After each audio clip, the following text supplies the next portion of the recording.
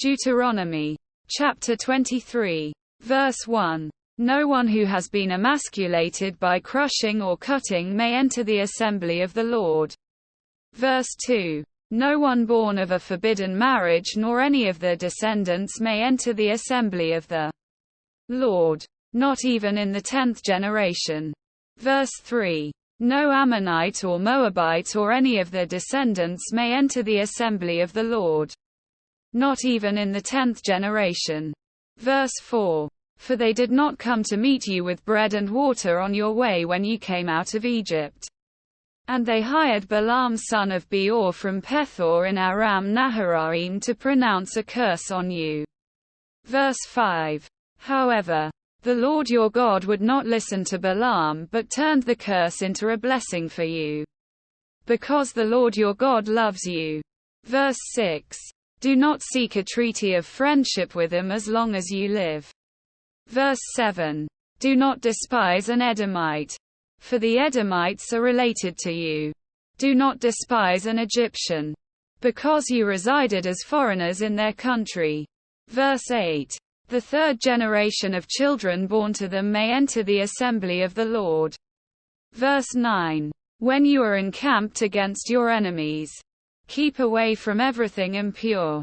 Verse 10. If one of your men is unclean because of a nocturnal emission, he is to go outside the camp and stay there. Verse 11. But as evening approaches he is to wash himself, and at sunset he may return to the camp. Verse 12. Designate a place outside the camp where you can go to relieve yourself. Verse 13. As part of your equipment have something to dig with. And when you relieve yourself, dig a hole and cover up your excrement. Verse 14. For the Lord your God moves about in your camp to protect you and to deliver your enemies to you. Your camp must be holy, so that he will not see among you anything indecent and turn away from you. Verse 15. If a slave has taken refuge with you, do not hand him over to their master. Verse 16. Let them live among you wherever they like and in whatever town they choose. Do not oppress them. Verse 17. No Israelite man or woman is to become a shrine prostitute. Verse 18. You must not bring the earnings of a female prostitute or of a male prostitute into the house of the Lord your God to pay any vow, because the Lord your God detests them both. Verse 19. Do not charge a fellow Israelite interest, whether on money or food or anything else that may earn interest.